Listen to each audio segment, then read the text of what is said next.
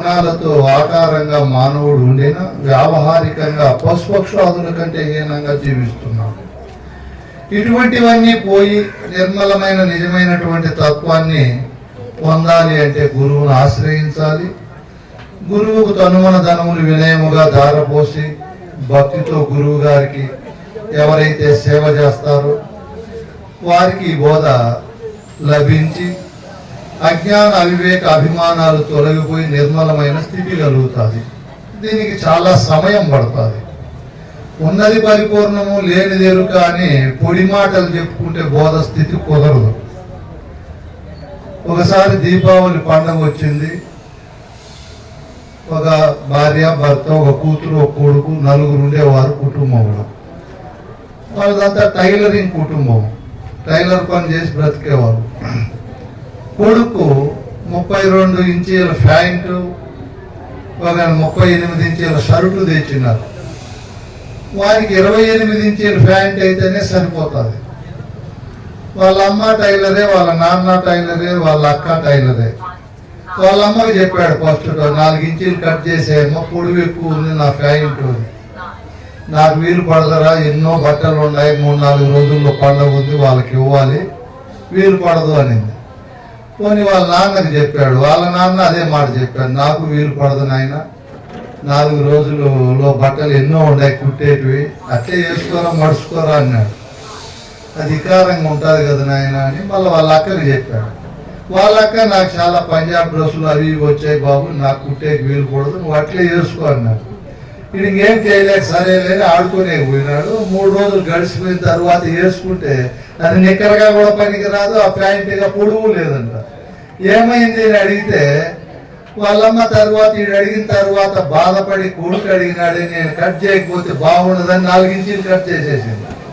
వాళ్ళ నాయనకు అదే భావం కలిగింది, ఆయన 4 ఇంచీలు కట్ చేసేసినాడు. వాళ్ళ అక్క కూడా, అయ్యో తమ్ముడు ఒకడే కదా, ఎంత పని ఉంటే ఏం కుటుంబం, వాని సంతోష పెట్టకపోతే వేస్ట్ అని ఆ పాప కట్ చేసింది. 4 మూల 12 ఇంచీలు పోయింది. అది నిక్కరగా పనికిరాదు, ప్యాంటుగా పనికిరాదు. అట్లుండదు మన దుర్బోధ. ఇప్పుడు ఇందాక ఇంటూనే ఉండవు, దాంట్లో ఏదో ఒక సబ్జెక్ట్ తీసుకొని ఒక సారమైన, ఫలప్రదమైన, ఉపయోగకరమైన బోధ చెప్పాలి. ఎందుకు చెప్పలేకన్నా ఉన్నారు? ఇదే ముందు సంసారంలో ఉండే బాధల కంటే ఈ సమాఖ్య కమిటీలు పెట్టి దీనిలో బాధలు ఎక్కువ అయిపోయినాయి. మన పార్టీ పెంచుకుందాం, మన పార్టీ పెంచుకుందామని ఇదే ధ్యాస ఉంది, కానీ బోధ పెంచుకుందామని లేదు. బోధ పెంచుకోవాలి అంటే వేరే వ్యాపకాలు ఉండకూడదు. ఒక సమర్థుడైన గురువును ఆశ్రయించి, మన పెద్దలు ఒక క్రమ పద్ధతి చెప్పారు మనకు. బోధన విచారించాలంటే ఒక క్రమంగా పోవాలి. ఏం చెప్పారు క్రమ పద్ధతి?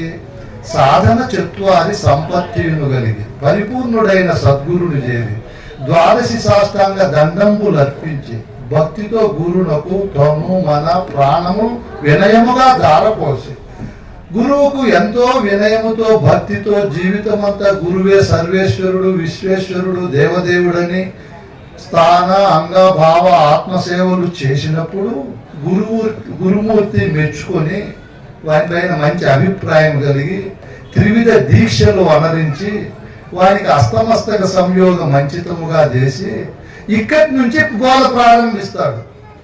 ఇంత తంతు ఉండాలి. ఈ తంతు ఎవరు చేస్తున్నారు? ఇప్పుడు గురువు గారే చెప్పారు, వివేకానంద వెంకటేశ్వర స్వామి గారు. గురువుకు తనుమన ధనములు దారిపోస్తే ఇంకేముంది మన దగ్గర? ఏమీ లేదు కదా, అంతా బయలే గురువే అనే మాట. ఇది సాంప్రదాయ విరుద్ధమైన మాటలు, ఇవి సాంప్రదాయబద్ధమైన మాటలు కాదు. ఎందుకు విరుద్ధమైనవి అంటే, గురు సన్నిధానంలో చాలా వినయంగా బోధ వినాలి. ముందు నువ్వు ఫలప్రదం పొందాలి. మళ్ళీ అధికారమే గురువు అయితే నువ్వు నిన్ను ఆశ్రయించిన వాళ్ళను కడతేరుస్తావు, సంతోష పెడతావు. గురుడు ఏం బోధిస్తాడు? యమము, నియమము, ఆసనములు, అమర ప్రాణాయామ, ప్రత్యాహార, మంచితముగా ధ్యాన ధారణ, సమధ్యష్టంగయుత మంత్రయోగము, లయ హఠయోగము, రాజయోగము, తారకము, సాంఖ్యము, అమనస్కము, తత్వమస్యాది మహావాక్యములు, జీవేశ్వర ఐక్య సంధానం అంచితముగా చేసి శిష్యునికి అప్పుడు బుధులు మెచ్చేటట్లు బోధ చెప్తాడు. బుధులు మహామేధావులు, ఇంకా తెలియని ధర్మం అంటూ లేని వారు మెచ్చేటట్లు చేస్తాడు. ఇంత క్రమం ఉండాలి బోధలో. ఈ క్రమాన్ని మనం పాటించి మొట్టమొదట నేను కడతేరాలి, నాకు భ్రాంతిరహితం కావాలి, భ్రమరహితం కావాలి అని ఎంతో వినయ విధేయతలతో గురువును ఆశ్రయించి క్రమంగా బోధ వినాలి గురువు దగ్గర. ఇందాక పెద్దలే చెప్పారు, ఒక ఆమె ఫోన్ చేసింది, నేను 14 ఏళ్ళు అయింది గురువు దగ్గర చేరి, దీక్షితేమంటే ఏంది స్వామి అని. మన మూల గ్రంథం దీక్షితేనే నీకు తెలియనప్పుడు ఇంకా బోధ ఏం తెలుస్తుంది? మన పాఠ్య గ్రంథం అది. మహమ్మదీయుల దగ్గర మీ పాఠ్య గ్రంథం ఏదంటే వాడు నా రాత్రి నిద్ర మేల్కొల్పి అడిగినా చెప్తాడు నాది ఖురాన్ అని. ఇంకా క్రైస్తవ చేతులు ఎప్పుడూ ఉంటుంది, వాళ్ళ పవిత్ర గ్రంథం ఏది? బైబిల్. మన హిందువులు పవిత్ర గ్రంథం ఏమా? ఈ టీవీనా, మా టీవీనా, సెల్ ఫోన్లు పవిత్రమైన. అది అసలు మన భారతీయులు 100 కోట్ల మంది ఉండాలి హిందువులు. 100 కోట్ల మందిలో 1 కోటి మందికి పేరు తెలుసు మన పవిత్ర గ్రంథం భగవద్గీత అని. మళ్ళీ మిగతా వాళ్ళందరికీ వెంకటరమణ స్వామి, మారియమ్మ, కన్నిక పరమేశ్వరి, రాజరాజేశ్వరి, సౌడమ్మ, చిన్నక్క, పెద్దక్కలు ఈ దేవతలను పట్టుకొని చచ్చిపోతున్నారు కానీ గ్రంథం పట్టుకోలేరు. మన పెద్దలు ఏమి మన ప్రణాళిక వాళ్ళు చూడండి, వాళ్ళు పూజలు ఉండవు, దానము, ధర్మము, సగుణ ధ్యానం, ఇందాక అమ్మగారు చెప్పినట్లు ఈ తిక్క పనులు ఏమీ ఉండవు. పోవడం వాళ్ళు కూర్చుంటాను, వాళ్ళ పుస్తకంలో సారాంశం చెప్తారు. ఎలా జీవించాలి, ఎలా నడవడిక, భక్తి ఎలా ఉండాలి, విశ్వాసం ఎలా ఉండాలి. ఇంత ఆధునిక కాలంలో కూడా వాళ్ళ ఏషం మారలేదు, వాళ్ళ పద్ధతులు మారలేదు. శుక్రవారం అయితే ఖచ్చితంగా వాళ్ళు పోతారు, ఆదివారం అయితే పోతారు. వాళ్ళ ప్రణాళికే వేరు. మనోళ్ళకు అన్నీ మారినాయి. బట్ట చూస్తే తక్కువ, ఫ్యాషన్ ఎక్కువ, ఇంట్లో సాంప్రదాయం లేదు, తొంగ లేదు, ఏమీ లేదు. మరి ఎందుకు లేదంటే ఇవే మూఢనమ్మకాలు, పూజలు, పునస్కారాలు, విచారణ జ్ఞానం లేదు. మన మత పైన మంచి స్వావలంబనతో కూడిన నమ్మకం లేదు. అందుకే ఇట్లా పాడైపోతాం. అందుకే గురువుల దగ్గర మనం మన బోధలో రహస్యాలు తెలుసుకోవాలి అంటే ఈ పద్ధతి చెప్పారు, క్రమ పద్ధతి. బోధ ఎలా ఎరగాలి అన్నప్పుడు సాధన చత్వారి సంపత్తిని కలిగి గురువు దగ్గరికి పోకముందే 4 సంపదలు ఉండాలి శిష్యునికి. లేకపోతే గురువు దగ్గరికి పోయిన తర్వాత అయినా అవలంబించాలి. మొట్టమొదట మోక్షాపేక్ష ఉండాలి. మనకేముండాలి? మోక్షం పైన ఆపేక్ష ఉండాలి. మనం అనేక రకాల బంధాలలో ఉన్నాం, ఒక బంధం కాదు ఉండేది. మీరు వివేక చూడమని, విచార సాగరము, అద్వైత చంద్రిక, విలాపము, సీతారామాంజనేయ సంవాదము, జ్ఞాన వాసిష్టము, యోగ వాసిష్టము, ఇట్లా పుస్తకాలు తీసుకొని చదివితే మనము ఎన్ని రకాల బంధాలలో ఉన్నామో, జాతి బంధము, మత బంధము, కుల బంధము, దేహ బంధము, ఇంద్రియ బంధము, మనోబంధము, దేవతా బంధము, శాస్త్ర బంధము, ఒకటి కాదు అనేక శరీర కుటుంబ బంధం, వ్యక్తిగత బంధము, ఆర్థిక బంధం, అనేక బంధాల్లో ఉన్నాము. ఈ బంధాల నుంచి నేను విడువపడాలి, నా స్వరూపమేమో నేను తెలుసుకోవాలి అని చెప్పి మొట్టమొదట ఆపేక్ష ఎక్కువ ఉండాలి, మోక్షాపేక్ష కలగాలి. ఈ బంధాల నుంచి విడుదలై స్వస్వరూప జ్ఞానాన్ని పొందాలి అని ఇల్లు కాలిపోయేవాడు ఇంటిలో నుంచి బయటపడాలని ఎంత తాపత్రయపడతాడో, దారి తప్పినాడు అడవిలో పోతున్నాడు వాడి ఇంటికి చేరాలని ఎంత తాపత్రయపడతాడో, దొంగలు వెంబడించారు దొంగల నుంచి బయటపడాలని ఎంత తాపత్రయపడతాడో, ఒక బొగ్గులు పులి వెంటబడింది దాని నుంచి బయటపడాలని ఎంత తాపత్రయపడతాడు, భయంకరమైన సర్పం వెంబడించింది ఎంత తాపత్రయపడతాడు. ఒకేసారి ఇవన్నీ మీద పడితే వాడికి ఎంత తాపత్రయం ఉంటుందో అంత తాపత్రయం ఉండాలి. దేహం అనగా దహించిపోతా ఉంది రోజు రోజుకు. 2004కు వచ్చాము, ఇది అయిపోతే మళ్ళీ రానే రాదు, కోట్లు ఖర్చు పెట్టిన ఈ శరీరం అప్పుడే 50-60 దాటిపోతా ఉంది. నేను ఎప్పుడు తెలుసుకోవాలి, తరించాలి. ఇంత గొప్పదైన మానవోపాధి కేవలం ఆహారం, దండుకోవడం, వండుకోవడము, తిండికైనా వచ్చింది అది గురుదేవా కాదు కదా అని చెప్పి మనం గృహస్థ ఆశ్రమంలోనే ఉండినా సద్గురువును చేరి తీరిక సమయాల్లో గురువు గారికి మనస్సిచ్చి మనస్సును పెద్ద చేసి ప్రపంచానికి ఇవ్వకుండా, మిగతా విషయాలకు ఇవ్వకుండా గురుబోధకి ఇవ్వాలి మనం. అట్లా ఎవరికైతే మొదట ఈ సంపద ఉండాలి, ఈ సంపద ఉండిన తరువాత రెండో సంపద ఉండాలి, శమాది సక్కమ సంపద. శమం అంటే అంతరేంద్రియాలు, ఇవి సామాన్యమైనవి కాదు. మనస్సు, బుద్ధి, చిత్తము, అహంకారం, ఈ భయంకరమైన చలన స్వభావము కలిగినటువంటివి. మనస్సును నిరోధించాలని చెప్పి 1,25,000 యోగ సాధనాలు వచ్చాయి. మనసును కంట్రోల్లో పెట్టాలని. ఇది కంట్రోల్ కాల మనసు. బుద్ధిని నిశ్చయించాలని, నిర్మలం చేయాలని చెప్పి ఎన్నో మతాలు వచ్చాయి. అక్కడికి బుద్ధి నిర్ణయం కలగల. చిత్తానికి బాహ్య భక్తి, అనన్య భక్తి, ఏకాంత భక్తి, అందులో ఎన్నో రకాల భావాలన్నీ వచ్చాయి. చిత్తం నిరోధింపబడాలి. ఇంకా అహంకారాన్ని నిర్మలం చేయాలని ఓంకార మంత్రము, రామ, కృష్ణ, యేసు, సాయి అనే 2 అక్షరాల మంత్రాలు, శ్రీరామ, శ్రీకృష్ణ, 3 అక్షరాలు, నారాయణ 4 అక్షరాలు, నమశివాయ 5 అక్షరాలు, ఓం నమ శివాయ, ఓం నమో నారాయణాయ, ఓం నమో భగవతే వాసుదేవాయ, హరే రామ రామ రామ హరే హరే 16 అక్షరాలు, 23, 24 ఓం నమో, ఓం భూర్భు అది గాయత్రి మంత్రం, ఓం భోహ, ఓం మహః, ఓం జనః, ఓం తమః, ఓం సత్యం తస్స వితుర్వరేణ్యం భర్గో దేవస్య ధీమహి ధియో యో న ప్రచోదయాత్. ఇట్లా మంత్రాలన్నీ వచ్చిన అహంకారం అనగల. సామాన్యమైనవి కాదు ఇవి, చాలా గొప్ప వస్తువులు. వీటిని అనుకోవాలి అంటే చిన్న చిట్కా చెప్పినారు పెద్దవాళ్ళు. అవి గురువుకి ఇచ్చేయరా అన్నారు. ఏమన్నారు? మన గురువులు చూడు ఎంత మేధావులు. జనకుడు పండిత సభ పెట్టాడు. ఓ గురుకృప కలిగితే గుర్రం ఈ రికాబులో నుంచి కాదు, ఆ రికాబులోకి పెట్టే లోపలే అంతరేంద్రియాలు స్వాధీనమై ముక్తి కలుగుతుంది అని రాసి పెట్టారు. ఈ మహాసూక్ష్మ ప్రజ్ఞావంతుడు జనకుడు. ఆపండి అయ్యా పండితులారా, ఎందుకు ఇంత సోది రోజు గ్రంథాలు చదివి మమ్మల్ని పాడు చేస్తారు, ఆ ముక్తిని ప్రసాదించండి అన్నాడు. మేమేదో పొట్ట కొరకు ఈ పని చేస్తానమయ్యా, మాకు తెలుసు, నా చిట్కా తెలీదు. అప్పుడు ఉండాలి అట్లా వాళ్ళు, ఇప్పుడు ఉన్నారు. మన భారతదేశంలో 10 కోట్ల మంది ఉన్నారు. వేదాంతమే తెలియదు, దాంట్లో ఓనమాల అభ్యాసం కూడా తెలియదు. వేషాలు వేసుకొని ప్రజలను మోసగిస్తున్నారు. దమ్మిడి పని చేయకుండా ఫాదర్లని, ఇమాములని, మౌలాలని, పూజారులని, గురువులని పేర్లు పెట్టుకొని వాళ్ళ అంతఃకరణ వేరు, వాళ్ళు చేసే పని వేరు. ఇప్పుడు ఉండారు. ధ్యానము, యోగము, జపము, తపము, ఒకటి కాదు సాధన. కేసరి, భూచరి, మధ్యమ, షమ్ముఖి, శాంభవి ముద్రలు పట్టించి చంపుతున్నారు జనాలను. ఒక గురువు మన చచ్చిపోయి లేకపోతే ఇంకా పాడు చేస్తుందో దేశాన్ని. శ్వాస మీద ధ్యాస అంట, అది ఒకటి. దానికి లక్షల మంది ఎగబడినారు, 100 మంది కూడా కాదు. అది ఏది కాదు, దాని అంతకదే వస్తుంది, దాని అంతకదే పోతుంది. దాని మీద ఎందుకు మనసు పెట్టేది? అంతా అదే చేస్తే ఒడ్లు ఎవరు పండిస్తారు, కర్మకాండాలు ఎవరు చేస్తారు, అతి ఎక్కువ నీళ్లు పట్టుకున్నారు. ఎన్ని తిక్కజాతలు వచ్చినాయో, 1 కాదు 2 కాదు. ఎవరో లేమా పేర్లు ఎందుకు లేమన్నారు. ఈ ఆయన కూడా చాలా మంది ఉండాలి, అది పట్టించేవారు. ఇప్పుడు ఇక్కడ ఏం జరిగింది?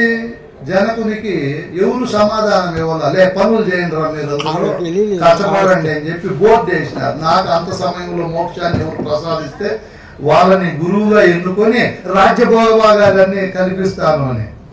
ఇది అక్కడ కూడా ఇక్కడ కూడా అష్టావక్రునికి తెలిసింది. రే అంత మోక్షాపేక్ష కలిగిన రమ్మానంటరా, నేను అంతకంటే తక్కువ సమయంలో ముక్తిని ప్రసాదిస్తాను అన్నాడు. ఇది బాగుందని చెప్పి సైనికులు పోయి చెప్పినారు రాజుకు. అయితే పల్లకి పంపించి పిలుచుకొని రాపోండి అన్నారు. ఈయన నిజ గురువు కదా, ఎవరు వాడు రాజు కాదు, వాళ్ళ నాయన కానీ వాడు ఇస్తా పెడతానంటే భ్రమిస్తాడా? ఎవరికి అవసరమో మీ రాజుకు అవసరం, వానే రమ్మని నా దగ్గరికి. ఈ పల్లకీలు ఇవన్నీ శాశ్వతం అంటే వాళ్ళే ఆశ్చర్యపోతారు. నిజ గురువు తీసుకునే స్థాయిలో ఎప్పుడు ఉండడు. గురుడు ఆశ వదలకుండా దేనిపైన గురువు కాశ ఉంది. నిమిత్త మాత్రంగా మీరు మరీ ప్రాధేయపడి రా స్వామి అంటే వస్తాడు నిజ గురువు. మైకి ఇచ్చి చెప్పు స్వామి అంటే చెప్తాడు, తిరిగి వెళ్ళిపోతాడు. ఏ కీర్తి ప్రతిష్టలకు లొంగడు.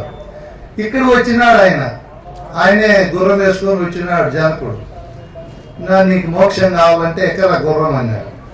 ఈ ఎడమకాలు ఈ రికాబులో పెట్టి కుడికాలు ఆ వైపు దాటే లోపలరే ఆ వాక్యం ముందు ఏముందిరా అన్నాడు.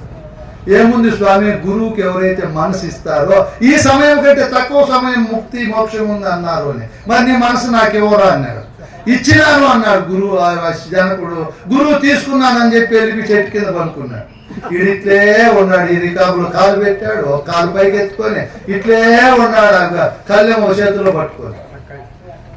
సేనాపతులు వచ్చి రాజ్యంలో ఉండే వాళ్ళందరూ వచ్చి పిలిస్తే పలకలేదంటే ఎవరు? గురువు ఏమో మాయా మంత్రాలు చేసినాడని వీళ్ళంతా గురువు దగ్గర ఇట్లుంటే పరిపాలన అంతా స్తంభించుకోదా స్వామి, మీరు రండి అని పిలిచినారు. మా అవ్వని అట్లా దించండి అని. ఇక్కడికి వచ్చి ఏం రా జనక దిగు అన్నాడు. వెంటనే దిగినాడు. అప్పుడు ఏమన్నా శివుడా, భార్యను పిలిచినారు, సేనాపతులు పిలిచినారు, పలకల గురు పిలుస్తానే పలికినాడు. ఎందుకమ్మా? మీ మనసు నీలబోయి కిడ్నాప్ అయిపోయింది. పాపులు మీరు దుర్మార్గులు, ఎంత చెప్పినా నిశ్చల స్థితిలో ఉండలేరు. శబ్దస్పర్శ రూప రసగంధాదులు అనేటివి మనల్ని వెంబడిస్తాయి మనసును. ఎంత నిర్మలము నిశ్చలము ఇవన్నీ ఉంటేనే బోధపడుతుంది. ఊరికేనా పడుతుందేమో? మేమెంతో కష్టపడి నిద్రలు మేల్కొని మీకేమో చెప్పిపోవాలని వస్తే మేము మా బోధ అపసవ్యంగా ఉంటే మీరు వింటారా? మేము ఒళ్ళు దగ్గర పెట్టుకొని ముందు ఏం చెప్పాము, తర్వాత ఏం చెప్పాలా, మీకు ఏం చెప్తే అర్థమవుతుంది అని ఎంత భయంతో మీకు బోధ చెప్తాము. మీకు భయము లేదు, ఏమీ లేదు. పెట్టినారు అన్నం ఇంకొక గంట ఉంటే వెళ్ళిపోతాం స్వామి, మా వ్యవహారంలో మేముంటాము అని చెప్పి కుచ్చుల కొల్లాయి కుక్క కోనకి ఎందుకురా, పిడుదుకు పాలు ఎందుకురా, కోతికి జలతారు కొల్లా ఎందుకురా అని చెప్పారు పెద్దలు. అట్లా మనసు ఉండేవాళ్ళు కోతులు, పిడుదులు, కుక్కలు. మీరు కాదులే, అట్లా మనసు ఉంటే. ఈ విధంగా మనం బోధలేకపోయినప్పుడు జనకుడు బయటకు వచ్చినాడు. ఏమిరా ముక్తి మోక్షం పొందినావా అన్నాడు. స్వామి ఇంకా పొందలేదా, నేను బ్రహ్మాండంగా పొందినాను అన్నాడు. గంటలు బోధ చెప్పినాడా? ఏమన్నా గ్రంథాల సబ్జెక్టులు చెప్పినాడా? ఒకే మాటతో. దాంట్లో ఏముంది మా సూక్ష్మమైన అర్థం ఏముంది? నువ్వు చెప్పు పెద్ద ఏమా. కాలు పెడతానే లేదా? అందుకే పెద్దలు చెప్పారు 100 మంది గురువులకు సేవ చేయొచ్చున్నట్టు. ఒక శిష్యుడికి అడతేర్చాలంటే గురువు వాళ్ళ ఆయన కనపడతాడు, గురువుకు వాళ్ళ ఆయన తాత కూడా కనపడతాడు. ఒకరికి అడతేర్చాలంటే వాడు గురువు అంత సమానమైన సూక్ష్మ బుద్ధి ఉండాలి వారికి. గురువు చెప్పేది వెంటబడి అర్థం చేసుకోవాలి. నా నోటి మాట వెంబడి తానిప్పుడు సంచరించే తగని చిత్తం మేనది గని. అట్లా శిష్యుడు గురువు కలుసుకుంటేనే ఈ బోధ ఫలప్రదమవుతుంది. అంత మేధాతనం ఉండాలి. మీరు మొత్తం మీ తెలివంతా ఇళ్ళకి దారిపోసినారు. జీరో నెలకొచ్చి గురువు దగ్గర పెట్టినారు. గురువు ఏమి చేస్తాడు? దాన్ని తలకాయ ఉంది కానీ వాడేసినారు మెదడు. అది ధాతు పుష్టి అంతా కరిగిపోయింది, నాడులన్నీ పనికి మాలి జడమైపోయినాయి. సరే, అయినా గట్టి ప్రయత్నం చేస్తే మనకు వస్తుంది. మనసు ఇచ్చినానంటే ఇచ్చేసినాడు. మళ్ళా వేరే వాళ్ళు పిలిస్తే పలికితో వాడుకున్నట్లు అవుతుంది. గురు ద్రోహం అవుతుంది. గురువుకి ఇచ్చినాడు కాబట్టి గురువు మనస్సు వాడుకోకుండా నిర్మలంగా ఉన్నాడు. నిద్రావస్థలో మనసు పని చేయకుండా ఎట్లుంటుందో, మరుగులో నిద్ర పని చేయకుండా ఎట్లుంటుందో, సమాధిలో నిద్ర మనసు పని చేయకుండా ఎట్లుంటుందో, మోక్షం వచ్చినప్పుడు చచ్చినప్పుడు మనసు ఎట్లా పని చేయదు, ఇప్పుడు అట్లుండదు. ఎవరికి? జనకునికి. నిర్మలం. గురువు చెప్తేనే మాట్లాడుతున్నాడు, గురువు పిలిస్తేనే పలుకుతున్నాడు. గురువుకి ఇచ్చిండేది కదా. ఏమరా జనక అంటే అర్థమైపోయింది స్వామి, ఇంత తక్కువ సమయంలో మోక్షం బ్రహ్మాండంగా ఉంది. ఈ పాయింట్ మీరు అర్థం చేసుకోవాలి. మనం గురువు సాధన సంపత్తులు కావాలంటే అంతరేంద్రియాలన్నీ ఇంకా వాడుకోకూడదు. మనకు జబ్బు ఉంది, 10 లక్షలు 5 లక్షల కారు తెస్తే ఎవరికి ఇవ్వము, సచ్చినా దాన్ని భద్రంగా పెట్టుకోండి. మన కన్నులు చెవులు మనస్సు భద్రంగా పెట్టుకో. పాపులు వాడేస్తాను తొందరగా. ఎప్పుడు సెల్లు చూసేదే, ఎప్పుడు టీవీ చూసి ఎవరితో వాళ్ళతో గాలి మాటలు మాట్లాడన్నీ వాడేస్తున్నాం. వీళ్ళని చూస్తే నాకు భయం సమయం అయిపోతుందేమో. ఈ విధంగా మనం బాగా ఆలోచన చేస్తే ఈ అంతరేంద్రియ సంపదన ఉండాలి. దమం అంటే బాహ్యేంద్రియాలు. ఇది నిదానంగా చెప్తేనే మీకు బోధ పడుతుందమ్మా. అవి 2 కందార్థాలు భద్రాది రామశతకం పాట చెప్తే అన్నేళ్ళైనా మీకేమీ తెలియదు. ఒక సబ్జెక్టు చెప్పుకుంటే చెప్పలేదు. మా శిష్యులే ఉన్నారు భక్తులు. మారాయణకు 1500 మంది శిష్యులు. నాయన ఏదన్నా ఒక సబ్జెక్టు చెప్పరా, మన గురువులు చెప్పిండేదంటే ఏమీ చెప్పలేదు. ఊరికే మూగొట్టడం వెళ్ళిపోవడం. బాగుంది. ఇదేదో చెప్పుకుంటే కష్టపడాలి కదా. మీరు 4 పనులు చేయాలి గురుబిడ్డలుగా ఉండేవాళ్ళు. ఎక్కువ వినాల. మీరు నవబిడ్డలు కాదు కదా, ఇదే పని చేయాలి. ఎక్కువ చదవాల. 1 ఎక్కువ వినాల, 2 ఎక్కువ చదవాల, 3 ఎక్కువ రాయాల, 4 ఎక్కువ చెప్పాలి. ఎవరికోరికి మీ ఇంట్లో చెప్తానే ఉండాలి. ఇవన్నీ చేయాలంటే తమాస్ పనుల దీనికి అంకితం కావాలి. నేను ఇంత బోధ మా గురువుల దగ్గర కొన్ని నెలలు విన్నాను. 2000 A4 సైజు బుక్కులు రాసి పెట్టాను, ప్రింట్ అవుతాను. ఎప్పుడు చెప్పే పనే నాకు. అది అయిపోతాను వింటా ఉంటా సెల్లులో ఎవరేం చెప్పిండు. ఎరుక అట్లా అనగలంటే ఒట్టి మాటలతో అనగదు, అది మహాశక్తివంతమైంది. ఏది అడవులను కాల్చే కార్చిచ్చు కంటే గొప్పది ఎరుక. సముద్రాలను భస్మము చేసే సునామీలు, సముద్రాలలో కొన్ని ఏర్పడతాయి అప్పటికప్పుడు, వాటికంటే గొప్పది ఎరుక. మహా కాలకోట విషము కంటే ఎక్కువ ప్రమాదకరమైంది ఆ ఎరుక. అది ఎవరితో కాదు, మన స్వరూపమే. మన మాటే వినదు, హద్దులు దాటిపోతారు. దాన్ని నియంత్రించాలంటే బాహ్యేంద్రియాల పట్టు తగ్గించాలి. ఈ బోధ పైన ఎక్కువ శ్రద్ధ ఉండాల, శాంతం ఉండాల. మనిషికి ఎక్కువ కోపమే ఉండకూడదు. ఈ బోధ ఊరికేనొచ్చి మనలో చేరదు. పొలంలో పంట పెట్టాలంటే దాన్ని చదును చేసి కలుపు మొక్కలన్నీ తీసి పెడితే ఆ పంట బ్రహ్మాండంగా పండుతుంది. నెక్స్ట్ విలువైన విత్తనాలు వేసిన పంట రాదు, కలుపు మొక్కలు ఉన్నాయి కదా. మనలో కూడా కలుపు ఎక్కువ ఉంది, చెప్పలేనంత మాలిన్యం ఉంది, అహంకారం ఉంది, అభిమానం ఉంది, తెలియని అజ్ఞానం ఉంది. ఇదంతా తొలగించుకొని పరమ పవిత్రంగా గురువుకి ఈ శరీరాన్ని మనం ఒప్పచెప్తే అప్పుడు ఆయన చెప్పేది దీనికి పడతారు, నిల్వ అవుతుంది, జ్ఞాపకంలో ఉంటుంది. ఇది సామాన్యమైంది కాదు. ఈ విధంగా శ్రద్ధ, శాంతి. శాంతి అంటే కొనుక్కుంటే దొరికేది కాదు, అది మనలోనే. రాగము, ద్వేషము, కామ, క్రోధ, లోభ, మోహ, మదమత్సర్యాలు అనేటివి అష్ట శత్రువులు ఉండాలి. వీళ్ళు భయంకరమైన దాడి చేస్తారు. వీళ్ళని నిరోధించడమే శాంతి. ఆ తరువాత గురువు దగ్గర ఉపరతి చేయాలి, బోధతో కలిసిపోవాలి. ఆ తరువాత నిత్య అనిత్య వస్తు వివేకం కలగాలి. ఏది సృష్టిలో నిత్యమైంది, ఏది అనిత్యమైంది, ఏది నిత్యము? మనం భార్య, సంసారము, ప్రపంచాన్ని అనిత్యం అనకూడదు. అది సొట్ట వేదాంతం, అది తప్పది. నేనే అనిత్యమని అనుకోవాలి. ఎవరిని నీకు అనే హక్కు లేదు. భార్య మాయ, ప్రపంచం మాయ అంటే అవి మాయ అయిపోతే నువ్వు ఏడబతుకుతావు? తిక్క మాటలు కదా అవి. వాటిని గౌరవించాలా, వాటిని ఆదరించాలా, ప్రేమించాలా, వాటి మనుగడకు మన వంతు సహాయం చేయాలి. ఇవన్నీ మాయని గాలి మాటలు చెప్పకూడదు. నేననే అహంకారమే మాయ. దాన్ని మాయ చేసుకొని సుఖంగా జీవించాలి, కష్టపడాలి, పని చేయాలి, డబ్బు సంపాదించాలి, దాన్ని పొదుపు చేయాలి. డబ్బు కూడా దైవంతో సమానం. ఇన్ని మార్గాలన్నీ గురువు నేర్పుతారు, సమయం పడతారు దానికంతా. ఏకకాలంలో మన అజ్ఞానం తొలగిపోవాలంటే తొలగిపోదు. ఈ విధమైన తరువాత ఓహో అనిత్యము నేనే కదా, నా దేహం కూడా అనిత్యమైపోతా ఉంది. పనులు చూడు అనిత్యమైపోతున్నాయి, ఎంట్రుకలు అనిత్యమైపోతున్నాయి, కళ్ళు కాళ్ళు అనిత్యమైపోతున్నాయి, తల్లి తండ్రి అంతా అనిత్యమైపోతున్నారే. ఏది నిత్యము, ఏది నిత్యం అని చెప్పి తాపత్రయపడాలి.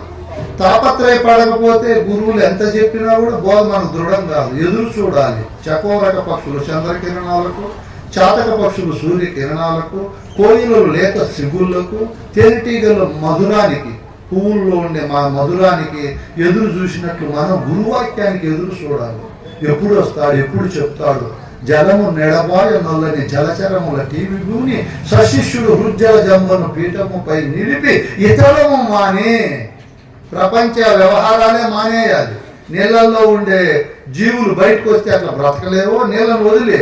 మీరు కూడా ఈ బోధన వదిలి బయటకు వస్తే మేము బ్రతకలేము, మాకు మృత్యు ఉంది అని బోధనే ఎప్పుడు హృదయంలో సంతోషమైన ముఖాల అమావాస్యగా, జిడ్డుగా ఏదో పోగొట్టుకుని ఇట్లు ఉండకూడదు. మన ముఖం పూర్ణ కళలతో అమ్మయ్య నా గురుబిడ్డనయ్యా, ఇంక నా జన్మ పరమపావనమైందని సంతోషంగా ఉండాలి.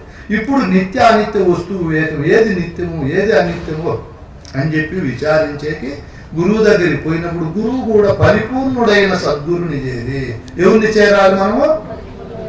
గురువు పరిపూర్ణము కాదు, తప్పు. అన్ని విషయాలలో పరిపూర్ణుడై ఉంటాడు గురువు. ఇక్కడ పొరపాటు పడుతున్నారు గురువులు. గురువే పరిపూర్ణం అంటే తిక్కబోదది. గురువు ఎప్పటికీ పరిపూర్ణం కాడు. కృష్ణప్రభువులు చెప్తాడు, ఎరుకను కలలోపల నేను అర్థించితే అంటాడు. గురువు కాదు, తాత కానీ ఎరుకే. పరిపూర్ణం ఎందుకు పెట్టాడు ఆయన? పరిపూర్ణం సర్వలక్షణ విలక్షణం. అది నీవు దానికి సర్వలక్షణ విలక్షణుడు, నువ్వు వేరు అది వేరు. గురువు పరిపూర్ణంగాడు, శిష్యుడు కాలేడు. పరిపూర్ణుడు అంటే అర్థం వేరు, పరిపూర్ణము అంటే అర్థం వేరు. అర్థం జాగ్రత్తగా మనం విచారించాలి. ఎందుకు మనం అజాగ్రత్తగా ఉన్నాము? మన వ్యవహారాలు బాగలేవు, మనకు సొట్ట గుణాలు ఉండడం వల్ల పదార్థం తెలియదు మనకు. పదం ఏముంది, అందులో అర్థం ఏముంది అని తెలియదు. మన నిజగురు భక్తులమై బోధకు అన్వేషణ చేసేవానికి ప్రతిఫలము అర్థం తెలుస్తుంది. వాడు పట్టుకొని వింటాడు, శరణం ఉండదు. ఏ దుర్గుణం ఉండినా వాడు పట్టలేడు బోధ. మరి మనసు అంతా అక్కడే లాగుతూ ఉంటారు. సద్గుణ సంపన్నుడు కావాలి. అటువంటి వారికి తెలుస్తారు. వాడు బోధలో పరిపూర్ణుడై ఉన్నాడు. ఆయన తెలియని మర్మము ధర్మం ఉండదు. మొత్తం బోధ అంతా తెలిసి ఉంటుంది. పరిపూర్ణ బోధ చెప్పే గురువుకు ఇంకా ఇది తెలియదనే పనే ఉండదు. సమస్తము మర్మధర్మాలు తెలిసి ఉంటుంది. నేనే ఉండ మీ అందరికీ మీ బోధ మీకు ఎంత తెలుసు, మీ స్థితి ఎంత తెలుసు అని నేను చెప్పేస్తాను. మీరు ఎక్కడ ఉండారు, ఎంతవరకు బోధలో ఉత్తీర్ణులైనారని మొత్తం సృష్టిని అంతా చెప్తాడు. పరిపూర్ణ బోధ ఎరిగిండేవాడు పరిపూర్ణుడై ఉంటాడు బోధలో. వాడేడ పరిపూర్ణం కాడు. అట్లా ఆయన దగ్గరికి పోయినాడు. ఆయన ఏం చెప్తాడు? ధ్యానము, యోగము, జపము, తపము చెప్పడు. 3 మంత్రాలు కూడా లేవు. మన వాళ్ళకి బోధ అర్థం కాకుండా 3 మంత్రాలు అంటారు. ఉండేది 2 మంత్రాలే. 12 అక్షరములు గల సదమల మంత్రార్థం ఎరిగి సద్గురు కృపతే 16 అక్షరములు గల అది ఎట్టిది అని తెలిపినేని అతడే సద్గురుడు. ఇవి 2 ఎరుగా అతడేటి గురుడు. సొంత తెలివి ఎక్కువైపోయి గురు కృప, గురు కటాక్షం లేని హీనులు 3 మంత్రాలు అంటారు. ఎక్కడుంటాయి 3 మంత్రాలు? లేవు. ఈ విధంగా గురువు 2 మంత్రాల పైన చెప్తూ పంచాక్షరిని 2వ మంత్రం షోడశాక్షరికి ఉపమానంగా చెప్తారు.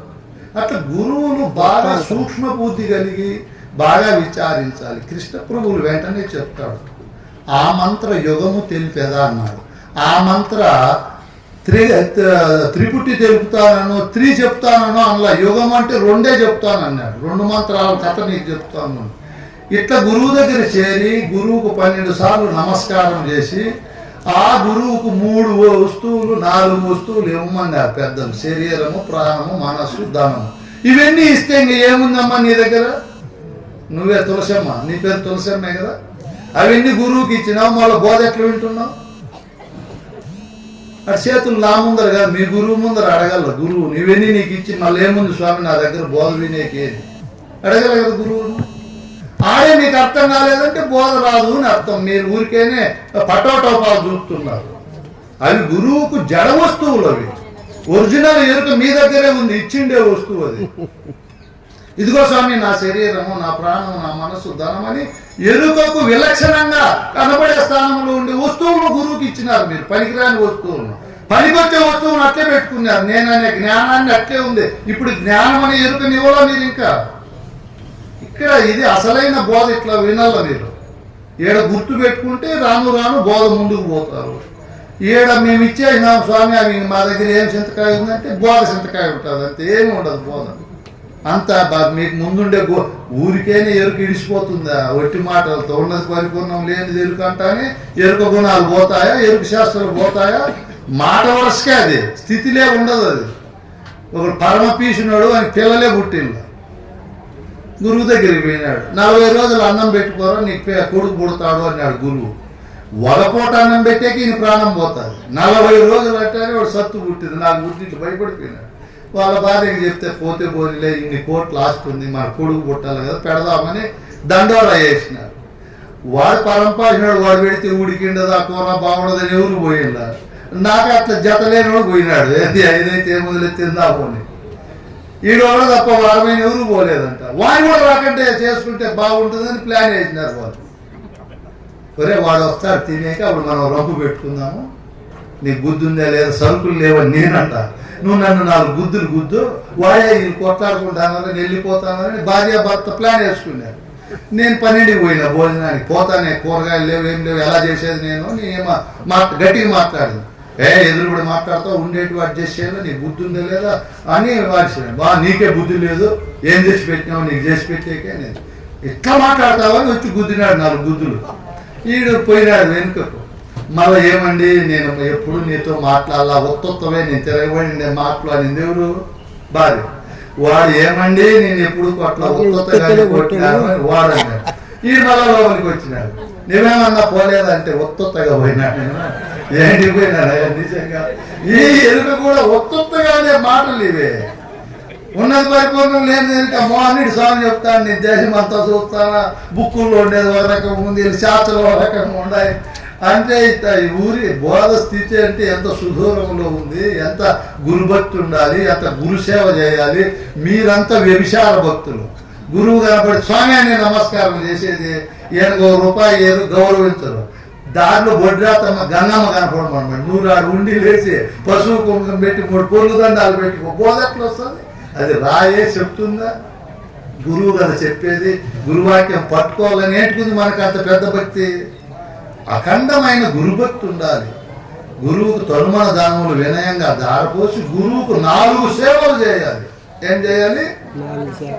మీకు స్థాన సేవ, అంగ సేవ, భావసేవ, ఆత్మసేవ. అవి గురువుకు చేయాలి. 1వ రకం. 2వ రకం నీకు చేసుకోవాలి. 3వ రకం బోధకు చేయాలి. 4వ రకం బోధ అంతా పూర్తయిన తర్వాత ఇంటి వద్ద చేయాలి. మీరు ఇట్లా 4 16 రకాలు ఎందుకు విన్నారు? మీకు అది అసలు తెలియదు. ఎట్లా వస్తుంది బోధ? ఎంఏ చదువున అవసరంలా, భాషలు రానవసరంలా, వేరే డబ్బులు ఉండనవసరంలా, పిల్లోడైనా పెద్దోడైనా ఈ 4 సేవలు గురువుకు చేస్తే శ్రీరామ దీక్షితులు, కృష్ణప్రభులు, వ్యాసుడు, వాల్మీకి వీళ్ళంతా డిగ్రీలు చదివినారా? వాళ్ళు ఎల్కేజీలు కూడా చదివిన వాళ్ళ భాష సృష్టిలో 10 PhDలు చేసిన వాళ్ళు కూడా అర్థం కాదు. వాళ్ళ చదువు గురువు చదువు, అది సమాస కాదు. అది గురువు చదువు చదివితే వాడు మహాపండితుడైతాడు. ఎరుక భ్రమగలుగు శిష్యుని పరితాపము మాన్పినట్టి పండితుడైతాడు, అతడే గురుడు. గాని గురుడు అంటే ఆయన. ఎరుక భ్రమ మాన్పాలి, అంతా ఎరుక అనే ఆవరణంలో కొట్టుమిట్టాడుతున్నాడు. ఆ భ్రమ పోగొట్టుకోవాలంటే ఎంత ఉంది బోధ, ఎంత విచారించాల. అందుకే మీకు నేను చెప్పే మాట ఏమంటే, మన అచల గురు సాంప్రదాయంలో శివరామ దీక్షితుల భావం మనందరికీ అర్థం కావాలి అంటే మొట్టమొదట గురువుల ద్వారా బోధ బాగా వినాలి మీరు. 2వది బాగా చదవాలి, విచారించాలి తనకు తానుగా. గాలి మాటలు, పొల్లు మాటలు గాలికి వదిలేయాలి, వదిలిపెట్టాలి. అది సామాన్యం కాదు. ఒక అమ్మ చెప్పింది, పిండ బ్రహ్మాండములు 2, 6లోని 2 అహములు. అది చాలా గొప్పదైన కందార్థం. అది చాలా పెద్ద సబ్జెక్ట్. అది గంట పడుతుంది. అది అఖండంబకు ఎరుక రూపు కనినటువంటి వారికి భేద దృష్టి పోతుంది, అభేద దృష్టి కలుగుతుంది. అభేద దృష్టి కలిగిన వారికి పరిపూర్ణ దృష్టి ఏర్పడుతుంది. ఆ బోధ అర్థం అవుతుంది. అక్కడ మళ్ళా ఖండాఖండాలుగా కనిపించే ఎరుక దండిది కాదనేది అర్థమవుతుంది. అదంతా అట్లా ప్రతి పదార్థము, వాక్యార్థము, వివరణ అన్ని తెలిసిండాలి. ఇక్కడ ఈ గురువు దగ్గరికి ఈ విధంగా పోయి 4 సేవలు చేసినప్పుడు గురువు 3 దీక్షల ద్వారా స్వరూప జ్ఞానం చెప్తాడు. బుక్కులు చదివితే నీ స్వరూపమేమో నీకు తెలియదు. గురువు దగ్గరికి దృగ్దీక్ష, స్పర్శ దీక్ష, వాగ్దీక్షలు పొందినప్పుడు అమ్మా నా స్వరూపం ఇది కదా అని అప్పుడు తెలిసిపోతాడు. నీకు ఎప్పుడైతే స్వరూప జ్ఞానం అప్పటికీ కలగదో అప్పుడు గురువు అస్తమస్తక సంయోగం చేస్తాడు. నీ తలపైన గురువు చేయబెట్టి ఎరుకంటే ఇట్టిదని చూపిస్తాడు, దర్శనం చేయిస్తాడు, తెలియజేస్తాడు. నీకు అర్థమైపోతావు, అవును కదా ఎరుకంటే ఇదే. మీ తలపైన నేను చేయబెట్టినానంటే నా తలపైన నా గురువు పెట్టాడు, నా గురువు తలపైన వాళ్ళ గురువు. ఇట్లా కృతయుగం నుంచి నేడుండే కలియుగం వరకు ఎంతో సత్పురుషులు, మహానుభావులు, అశరీరులైన ఆ ఆశీర్వచనాలన్నీ నాకు వచ్చినాయి. నేను మీకు ఇస్తే మీకు వస్తాయి. అప్పుడు ఆ సంధిలో గురువు ఆడ బోధ అర్థం చెప్తాడు. మనకు బోధ మర్మం తెలియాలంటే పులి కడుపున పుట్టే పిల్లలు పులులా కుక్కలా? పిల్లి కడుపును పుట్టి మేము పులులు అంటే అవుతారేమో. మన శివరామ దీక్షితుల్లో మాది అచల బోధ అనేదే. ఆ శివరామ దీక్షితులే ఉన్నాడు. మూలము ఎవరో మక్కాలో ఉండే ఆయన ఉంటాడు, మూలము ఫస్ట్ గురువు. వాళ్ళకి తెలుస్తుంది ఈ రహస్యము. ఆ పరంపరలో వచ్చి అది ఎరిగితే వాళ్ళకి తెలిసేదే కష్టము. వాళ్ళు గురుసేవ చేయకనే స్వానుభవంగా సొంత తెలివితో వస్తుంది బోధ. అట్లా ఎట్టి పరిస్థితుల్లో రాదు. ఇక్కడ బోధ గురువు ప్రారంభిస్తాడు, అష్టాంగ యోగాలు నేర్పిస్తాడు. అష్టాంగ యోగాలు రావాలి మొట్టమొదట. యమము, నియమము, ఆసనము, ప్రాణాయామము, ప్రత్యాహారము, ధ్యాన, ధారణ, సమాధి. ఇవి అప్పుడు వాడు స్వచ్ఛుడైతాడు. యమం అంటే జీవితం అంతా పాటించేది. జీవితం అంతా పాటించేటివి కొన్ని ఉన్నాయి. బ్రహ్మచర్యము, సత్యము, అహింస, ఆస్తేయము, అపరిగ్రహం. నియమం అంటే రోజు పాటించేటివి ఉంటాయి. శౌచము, సంతోషము, మౌనము, తపస్సు, స్వాధ్యాయము, ఈశ్వర ప్రణిధానము, మైత్రి, కరుణ.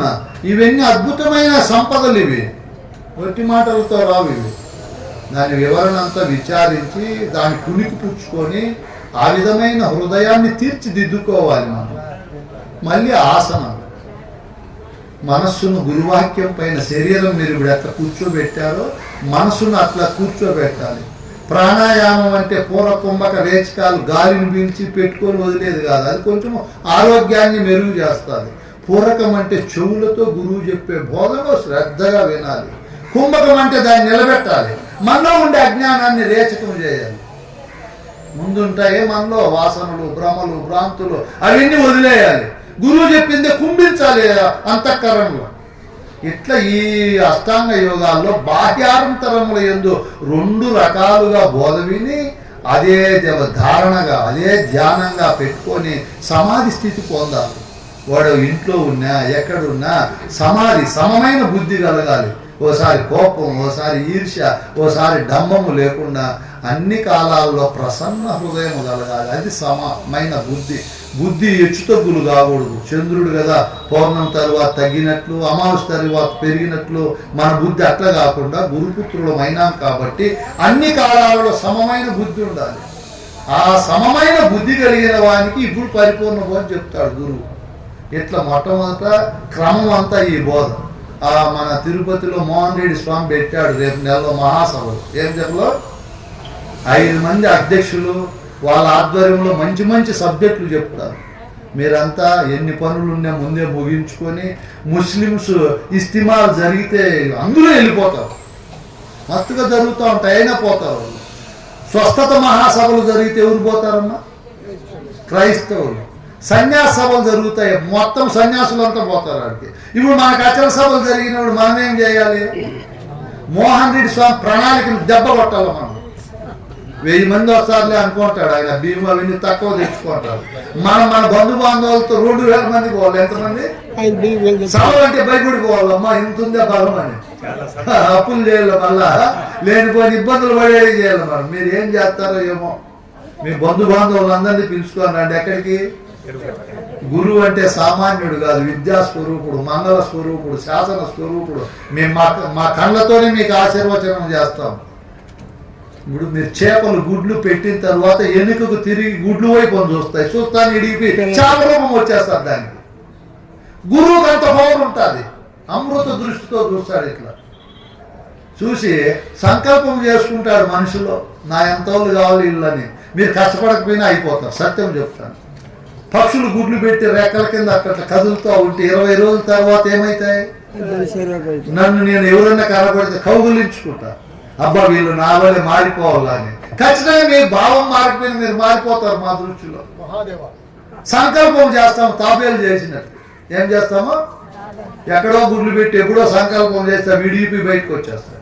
గురువు ఒక సంకల్పం చేస్తాడు. ఆహా, అజ్ఞానంతో, అవివేకంతో ఆర్తులై, అర్థార్థులై, జిజ్ఞాసులై, మందకుండి బుద్ధితో ఎంపర్లాడుతున్నారు మా ఊళ్ళు. అనేక ఈతి బాధలతో, వ్యక్తిగత బాధలతో ఇవన్నీ పటాపంచలే మీ ముందున స్థితి పొందుగా. కానీ మేము సంకల్పము స్వార్థంగా చేస్తామో నిస్వార్థంగా చేస్తాము? నిస్వార్థము, స్వార్థం కాదు. నిస్వార్థంతో చేసే సంకల్పం ఫలప్రదం అవుతుంది. సూర్యుడు నిస్వార్థంగా ఇస్తానడా? ప్రకాశం నిస్వార్థంగా? నిస్వార్థం. మేఘాలు వర్షం ఇస్తున్నాయి, ఫీజులు ఇస్తున్నామా? మొక్కలు పండ్లు దాస్తున్నాయి, ఫీజులు ఇస్తున్నామా? మన కోసమే. గురువు కూడా నిస్వార్థంతో సంకల్పం చేస్తాడు. మా బిడ్డలు అంత ఎట్లుండాలి అట్లుండాలని. మా సంకల్పం ఫలించదా? బ్రహ్మాండంగా ఫలిస్తాయి. 1,000,000 దేవతల కంటే గురుదేవుడు గొప్ప, 1,000,000 వ్రతాల కంటే గురువు వ్రతం గొప్ప, 1,000,000 పుణ్యక్షేత్రాల దర్శనం కంటే గురువును దర్శించడము. మీరెన్నో పుణ్యజన్మలు చేశారు. సృష్టిలో అన్నిటికీ డబ్బులు ఖర్చు. ఆటో ఎక్కి అంత దూరం పోతే 50 అడుగుతాడు. ఒక 2 గంటల ఒరిమడి పోతే 300 ఫీజు. టమోటాలు పెరగని పోతే 300 ఫీజు. నెల రోజులు ఎవరికైనా పనికి పోతే ఆయా పనికి 5-6 వేలు ఇస్తారు వాళ్ళు. ఇంత అద్భుతమైన బోధ ఫీజు లేదు చూడు. మరి మీ ఫీజు ఉందా? ఇంత వాళ్ళు ఖర్చు పెట్టి ఆ నాగరాజు వాళ్ళ కుటుంబ సభ్యులు అభయానంద స్వామి వచ్చి ఎంత ఒరిజినల్ బోధ చెప్పా. ఆయన గానకోయిల వల్లే అధ్యక్షుడు ఎవరు మొదటి సభకు? సద్గుణానంద చోడిపల్లి రమణార్యులు. ఆయన 1 నెల ఆయుష్ తగ్గిపోయింటారు. అంత గట్టిగా కంఠమంతా ఇప్పి పాటలు ఎవరి కోసమైనా? మన కోసమే. ఇంకా ఎంతమంది ఎన్ని గొప్ప మాటలు చెప్పారు మహానుభావులు.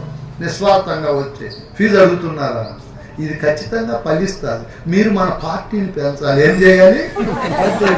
వైఎస్ఆర్ వాడు జగన్ పార్టీని పెంచుకోవాలని 3 అంటాడు, 4 అంటాడు, ఏమేమో చేస్తున్నాడు వాడు. చంద్రబాబు నాయుడు నేను తక్కువ అని గ్యాస్ సిలిండర్లు ఫ్రీ అంట, బస్సులంతా ఆడవాళ్ళకి ఫ్రీ అంట. వాళ్ళు ఏమన్నా చేస్తారేమో నేను అనుకుంటాను తెక్కువని, అవి మళ్ళా మహదారంట. చూడు ఎట్లా అట్లా వాని పార్టీని పెంచుకోవాలని ఏమి నోరిపితే అబద్ధాలు. ఎవరు వాళ్ళు? మేము సత్యం చెప్తున్నాం, మా పార్టీ పెరగాలి, మా సంఖ్య పెరిగిపోతే జాతి భేదం, కుల భేదం, మత భేదం నాశనం అయిపోయి మళ్ళా ఇది ఒక జనకుని రాజ్యం అయిపోతుంది.